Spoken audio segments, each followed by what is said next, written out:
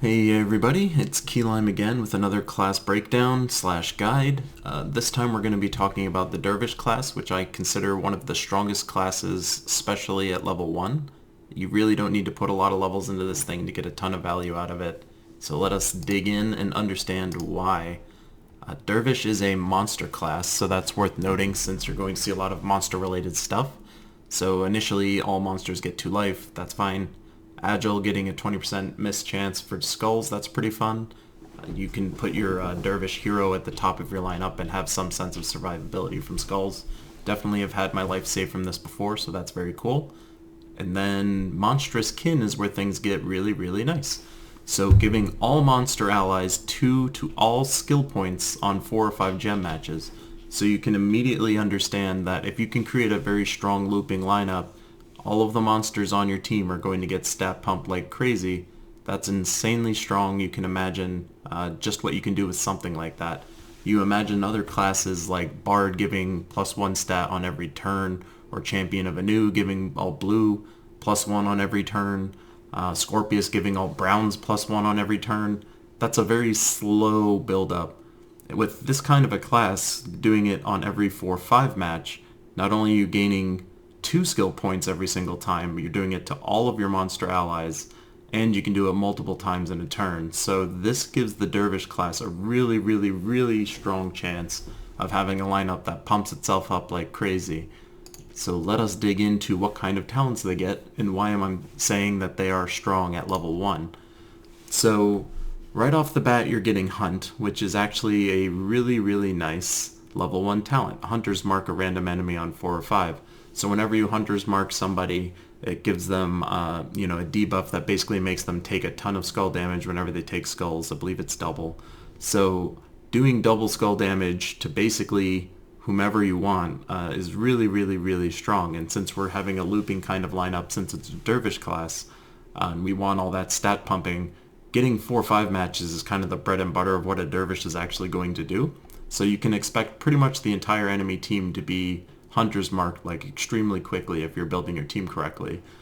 The other talents are fine, gain 8 armor, that's not awful. Chaos Storms I've mentioned before is actually pretty useful sometimes.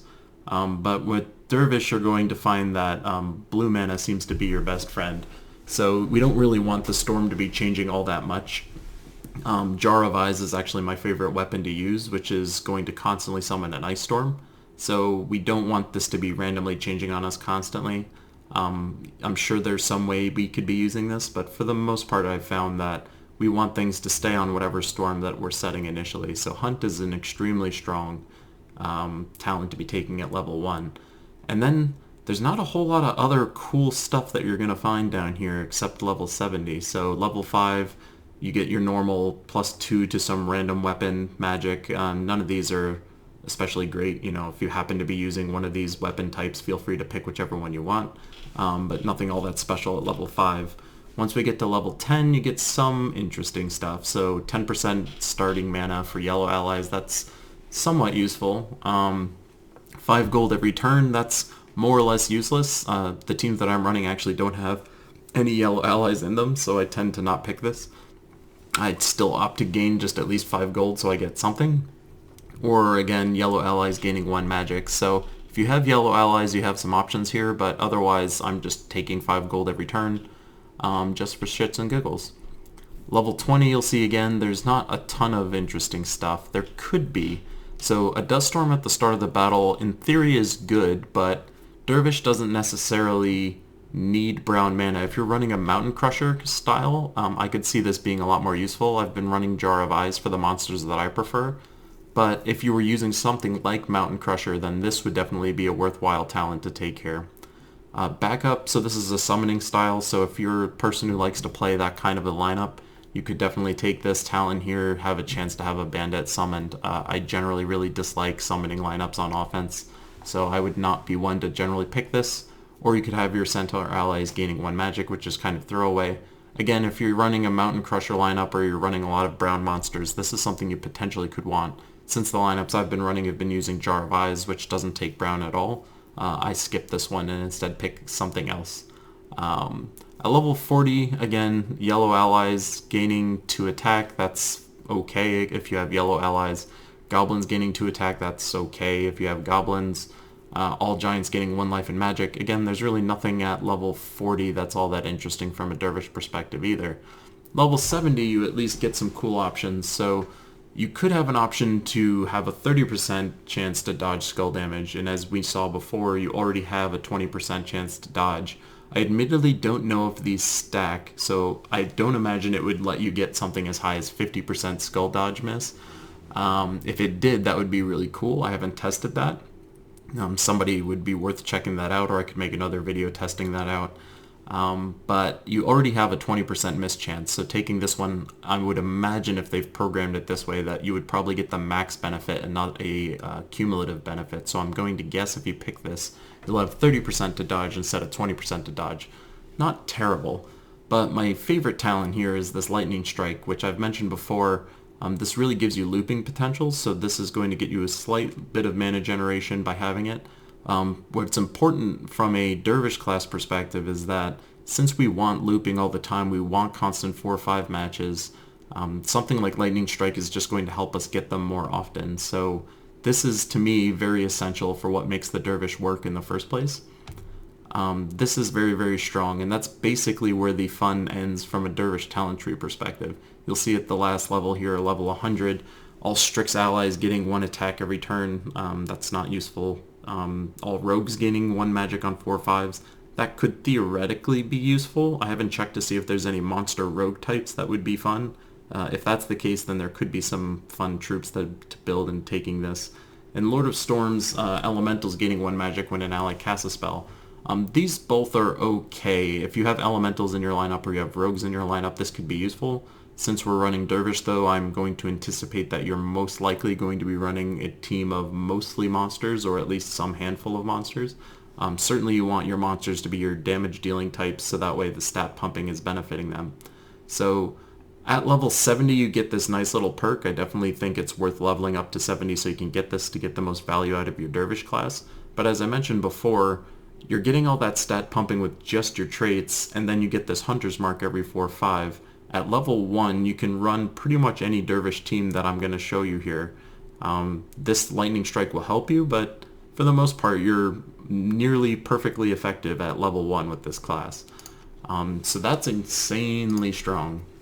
So let's talk about what troops are fun for the dervish. So we're going to sort by monster types here, and sort by base rarity, and look at this fun list of people that we have. You can see that everyone's favorite Arachnean Weaver is here. So Arachnean Weaver is a monster type, and something that's fun about him is that his damage is going to scale. So as I mentioned, every 4/5 match you're going to get +2 to all stats, so this is going to scale every single time you do it, and he's doing that much true damage to 2 enemies. And then just for fun, if you kill anybody, he's going to explode pretty much the entire board. So someone that has scaling true damage is insanely good. That's going to be really nice with the dervish class. Something else that's fun about him is that you have some chance to summon web spinners if you're killing people. That's pretty cool. He's always stealth and impervious to stuff, so a lot of survivability with this troop. Unfortunately, he doesn't have any loot potential unless you kill somebody, but in general he's considered a very strong troop. Definitely a monster that's worth scaling if you can build a lineup around him. Megavore is everybody's favorite monster, certainly for things like delves or events. His ability to destroy all of the armor when you cast is very, very great. So dealing 55 damage to an enemy and destroying all enemy armor essentially means he's doing 55 true damage to somebody and destroying everybody else's armor just for fun. Then he submerges himself for some self-sustainability. Something else that's pretty nice and synergetic with Dervish is that you have this 8% chance to just outright kill the last enemy on 4 or 5 matches. As I mentioned, since Dervish is this extremely loop-heavy kind of class, you're going to have a lot of chances to potentially flex this and just get a free kill out of nowhere. And he's a monster type, of course, so all that stat pumping is going to directly affect his nuke that he does when he casts his spell. Again, no direct loop potential with him, but again, with all that stat pumping, when you do use him, this damage should be pretty substantial. So definitely a cool troop to have in your lineup with the Dervish.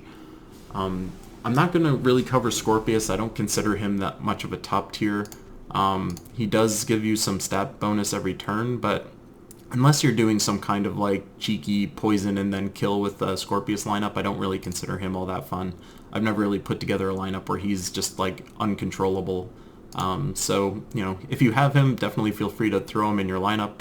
If you did, you would probably be running a Mountain Crusher type lineup since he uses Brown himself and he's boosting Brown allies himself.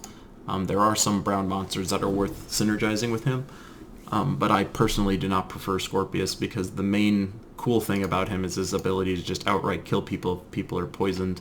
I don't generally find myself building lineups around that to great effect. But if you do have him, then you could certainly build a lineup around him. He would stat pump a lot just from the Dervish class and also stat pump every turn because of his trait, so that could be fun.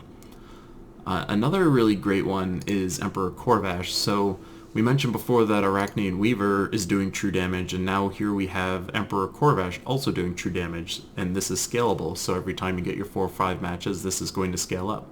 Something else that's really nice with him is that he stuns the people that he hits, and he also drains their mana completely. So having someone like Corvash in your lineup will allow you to really delay what the other team is able to do. A lot of the defenses these days are very trait heavy, like things like summoning or stealth or anything like that. Someone like Corvash, he's just also going to stun on 4/5, so again he's a very loop potential type troop where if you are looping a lot, you're going to be stunning a lot just by having him in your lineup at all. So this scaling true damage is really, really nice. The fact that he stuns is also very, very nice. Definitely a cool troop that's worth considering in your Dervish lineup. And again, as I mentioned, at least for now in the meta, as of this recording, it's very, very useful to have stuns in your lineup, so can't recommend Corvash enough.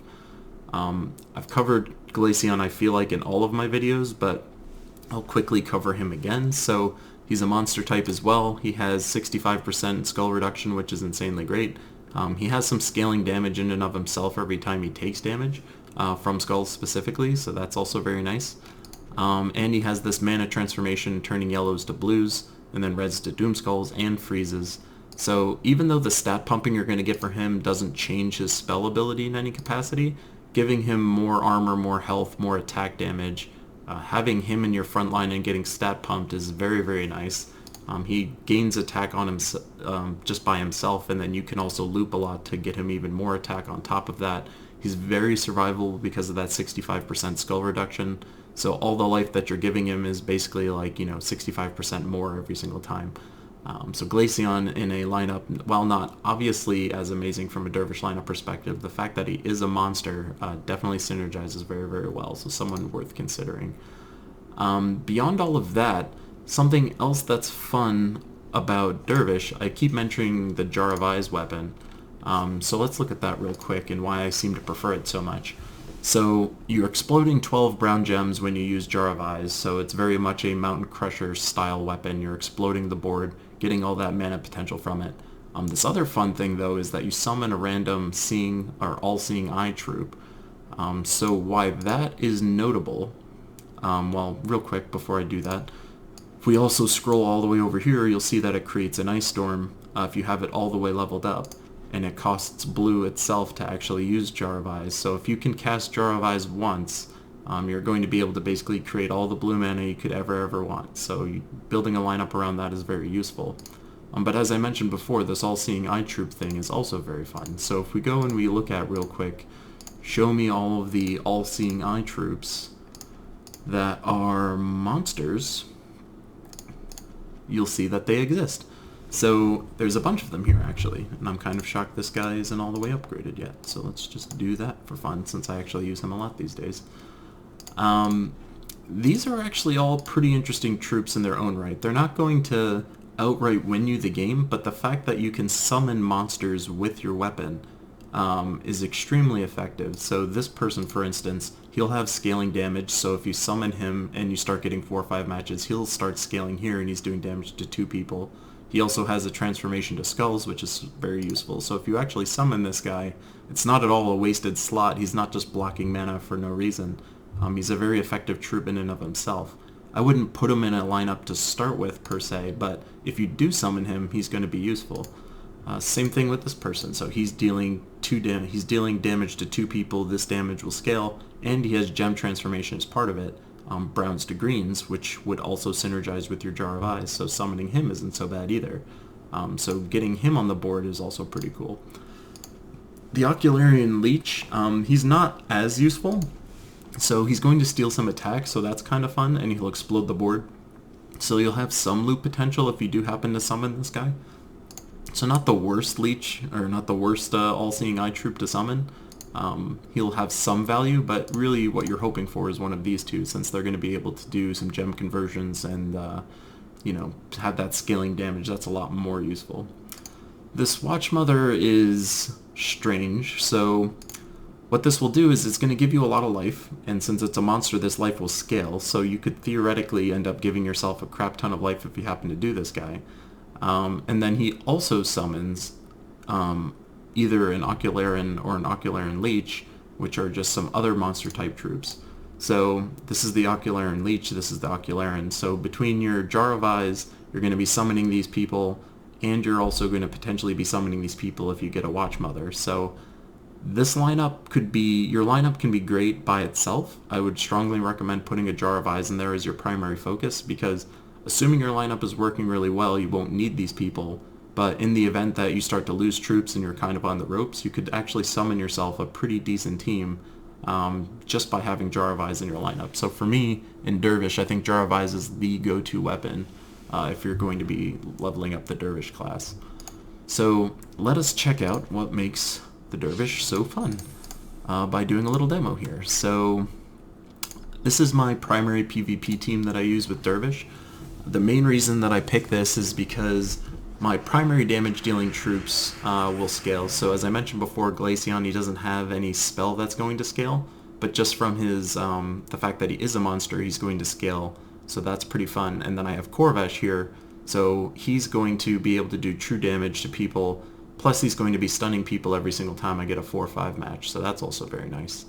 So right when you're starting, the unfortunate thing with Dervish is that you don't get that 50% mana start, so you have to work a little harder to get your mana. That's why I generally prefer something like the Possessed King in your lineup. You'll probably see that I have him in most of my lineups. He can just turn your mana generation from like non-existent to completely full. So obviously we see that I could take this green up and get these red 4 matches, or I could just pull this. Since I'm trying to fill Jar, let's go here. And I still can do this. And now I've got my Jar of Eyes full. So at this point in time, in my mind, I feel like this game is already over, but let's see what happens. So now I've got my Ice Storm running, so at this point in time, I'm controlling the mana generation. This team really doesn't need blue except for this. I'm going to assume that's a Divine Protector. So this team doesn't want blue at all, but now that's all that's really going to be falling down from the sky, so that's going to help us a lot. Something else that's fun about Glaceon is that he also makes blue mana, so that's also very fun. So I have a choice here. I could either use Corvash to just mana drain these two people and stun them, or I could potentially just roll the the slot machine here with another Jar of Eyes. I'm just going to pick them down a little bit. I certainly don't care about taking skull damage since I have Glaceon up top, so that's completely fine as far as I'm concerned. I'm going to use this guy just to freeze somebody, and I happen to get a bunch of matches on top of it. So Corvash, I believe when we first looked at him at base, he did 25. He's already up to 35, so he's starting to scale pretty nicely already. And at this point in time, it's just a matter of getting your loops, and then doing fun stuff with it. So again, I don't care about Glaceon taking damage. It's like the least of my worries in any capacity. Divinia is having trouble getting any mana at all because I have Corvash going, and I see Infernus is starting to get mana. And Corvash does not like this, so let's just stop that right there. Let's grab this 4-match. Let's just grab that 4-match. Let's grab that 4-match. And that 4-match just for fun. So what's our Corvash up to now? He's already doing 43 true damage. So I'm just having fun here. Let's just do this for fun. I'm very glad that they survived. Now I'm up to 47. Let's just keep having fun. We killed her by accident. So that's an example of a Dervish lineup. That lineup that I was running would have been completely effective at level 1. It did everything that I would generally need it to do at level 1. I get a little extra mana generation potential by having that Lightning Surge at level 70, but for the most part it was doing everything that I needed it to do at level 1. So This lineup, if you happen to have these troops, you can level this with Dervish from level 1 all the way to level 100, and you'll have no problems with that at all. So jumping down to a team that I use on Blue Attack Day, you'll see a very similar theme. I have Corvash there, I have Jar of Eyes, I have Possess King. This time I have Megavore in the lineup, just because I need to use a blue troop, and unfortunately Glaceon is not. So same kind of game plan here. I'm going to be looking for 4 or 5 matches. My main goal is to fill up my Jar of Eyes. So I'm going to do this 4 match here. I do not see any other 4 matches on the board, but knowing that I want to get my Jar of Eyes, we're going to take these green. So this is fine. We're just going to take the blue. And now we've got our Jar of Eyes on board, so we're having a good time. And we're looping, and we're looping, and we're looping, and we're looping. And we're done looping. But he's doing 75 damage just outright by himself at this point. And the nice thing is that this person's stunned, so I don't have to worry about Lust's passive charm ability. This person's stunned, so that's also kind of fun. I can kill either one of these two with him already, but what I'm really going to do is make sure that this person doesn't cast, because nobody likes dealing with that. And now he's low enough that I can just outright kill him like that. I do not know if he was stealthy or not, but since I stunned him with Corvash, it doesn't even matter. I can just hit him whenever I want. And at this point in time, I really don't have anything to worry about. At worst, I might get transformed because of this, and I don't, so that's fun. So I can just skull people if I want, so let's just do that. And now we just try and fill our jar again. Jar is full. Jar is also going to drain their mana, so that's also fun. That's one of its little weapon abilities there, so that's always cool. Let's just take another spin on the slot machine here, and we're looping, and we win. So with the Dervish class, you can do a ton of awesome stuff. I really recommend building around some kind of looping weapon. So things that you're going to want to consider are things like Mountain Crusher, a thing like Jar of Eyes. You could even use Prismatic Orb. Anything that's going to generate gems is going to convert gems. Anything that's going to explode the board, that's really going to be your best friend from the Dervish class. So if you haven't given Dervish a chance yet, I really recommend it. I think it's a very strong PvP class, a very strong Guild Wars class. I do not see it having a ton of value in events. It doesn't, while it scales, I don't think it will scale fast enough that you could use it in events. I have pushed through some events with the Dervish class, but I was mainly doing it just to play around and mess around. I think you should stick to more event type classes if you're going to be doing events, something like a Titan, like a Sentinel, maybe even a War Priest. Those classes lend themselves much more to events, but as far as like a really fun class to mess around with, a really strong class to mess around with, I really recommend the Dervish. I think everyone should give them a shot. So this is Key Lime. I hope that was fun, and I will talk to you guys later. See you guys.